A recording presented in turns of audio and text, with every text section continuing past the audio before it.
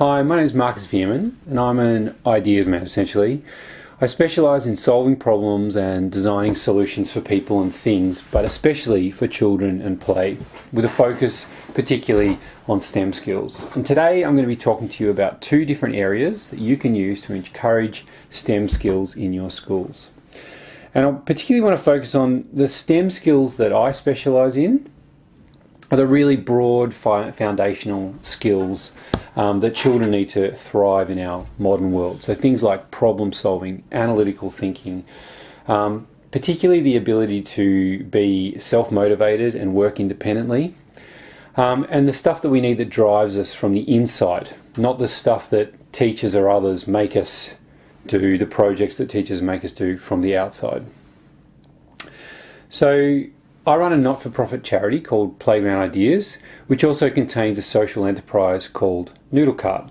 And today I'm here to talk to you about some of my work and how that relates to STEM and how you guys can use that in your classrooms, but also create a culture of that in your schools. So firstly, I want to talk about Playground Ideas and the hundreds of free resources that you guys can access right now and use within your classes.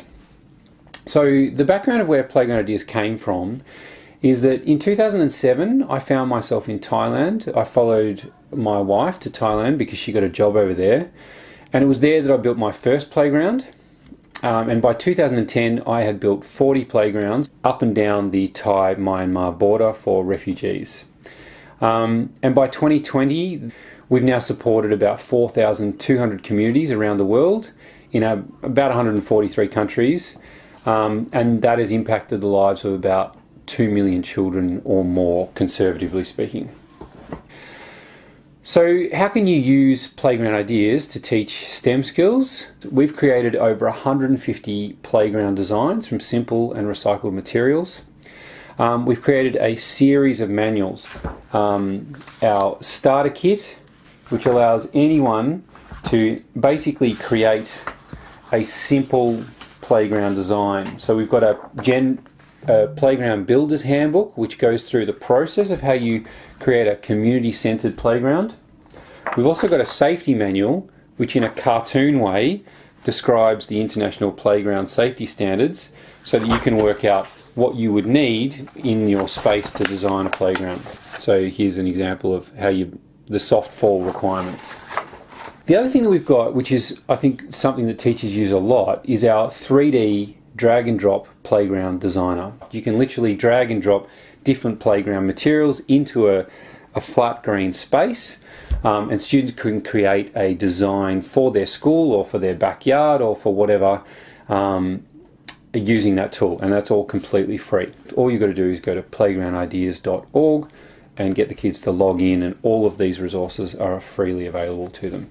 I'd love to see students take responsibility from doing all the way of community consultation, so they could interview the people in their homes, as well as possibly community members in Zoom calls to get together a design. We can run a free half-hour Q&A session. You can get me, the founder of the organisation, to get on a Zoom call, and we'll do a Q&A with the kids, answering all their playground-related, STEM skill-related project questions. So happy to do that. Okay, the second thing I want to talk about is Nudel. I am a teacher. I'm also a parent of currently a 4 and 7-year-old who keep me on my toes, and we are in this lockdown period, which has been pretty challenging, I understand. So something we've been developing over the last 2 years is how do we create an instant play space or a playground extension that can really support teachers in their practice and give those kids that STEM skill development, and really support a lot of those skills that are quite hard to teach. So for instance, self-regulation and self-motivation and student agency. You really need to observe that. You can't sort of directly teach it, because the second you start teaching it, one of the issues is that you're taking that agency off the child.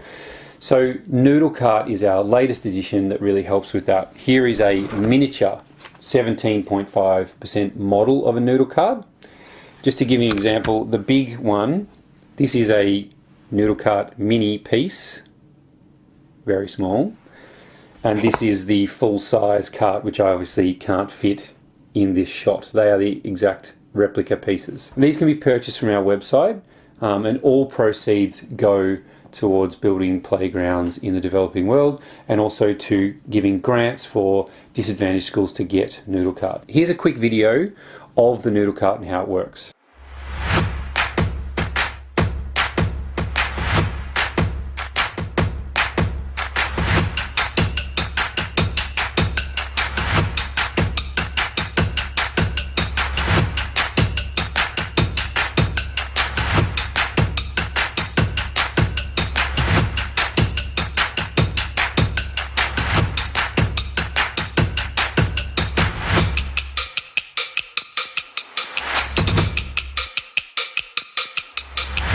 Okay, so as you've seen, Noodle Kart is a deconstructible mobile play cart that can be configured in endless ways to encourage STEM and really first principles learning and self-directed learning. Students can lead and participate physically in the learning in a self-motivated flow state where they're really where time flies by because they're very deeply immersed in a creative, practical, physical space that teachers can observe learning as opposed to driving learning. First and foremost, Noodle Kart was designed to be a direct play and learning tool for children, so in its simplest sense it can be left in the middle of a room and children can prototype and build to their heart's delight. The Noodle Kart can also be used as a playground extension, creating an instant loose parts play space for children both indoors and outdoors, no matter what the weather. The Noodle Kart is also mobile and portable, and it easily passes through a normal door, so you can wheel it from one classroom to the next with endless possibilities no matter which class you're running. So whether that's science or maths or history or even just independent learning tasks, children can use the generic Noodle Kart parts to build and prototype, as you saw in the video, anything that they want.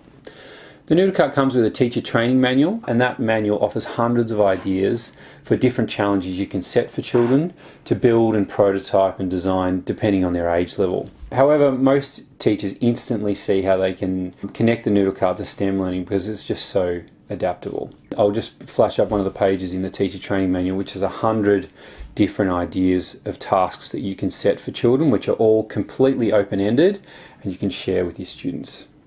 So here's a very practical example. So one of them would be just to build a shelter. In this example we see skills such as resilience, curiosity and imagination coming into play, as well as teamwork and motor skills. Students can add toys to the Noodle Kart and make a home for them. The class could discuss animal homes and different forms they take and why, and then experiment with creating different homes depending on different environments. Different weather types and so on, of how you would change a house depending on those factors.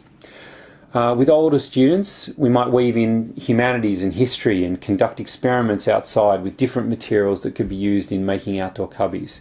And we could try using different natural materials, so the Noodle Kart project inside could then lead to outdoor activities. And the class might then go on to explore shelters made by indigenous cultures around the world, for example. Another approach might be to involve civics, citizenship and physical education. So the topic could cover inquiry into shelter and social justice, and the class could discuss issues of relocation and the impacts on well-being. The activity could revolve around designing a flat-pack disaster shelter that is weatherproof and can collect water and has a place for growing some food, and the children could use the Noodle Kart to demonstrate what this thing might look like and then springboard off from there. How would it collect water? How would it grow some food around that house? They could even research different disaster relief shelters for refugees or other things like that, which is something very close to our hearts. And they can consider young, old, mobile, and even injured people in their scenarios. So the ideas are limitless, but the key thing about Noodle Kart is that the tasks work perfectly when they're completely open-ended and the child is able to guide the process from start to finish. The Noodle Kart simply becomes a highly adaptable tool that can be used in any of those STEM categories, so that children can demonstrate their learning in a really physical way. So hopefully that gives you a taste of what the Noodle Kart can offer. If you're keen to find out more, you can check out our website noodlecart.com and also playgroundideas.org. And we're also planning to be at the It Takes a Spark conference in Melbourne next year, and you can see and touch a Noodle Kart in the wild, hopefully when we get out of this coronavirus thing. I hope you are all safe and well, Look after yourselves out there, and please get back to me on marcus@playgroundideas.org if you have any questions about either Playground Ideas or Noodle Kart and how those resources might work in your school. All the best. Over and out. Ciao.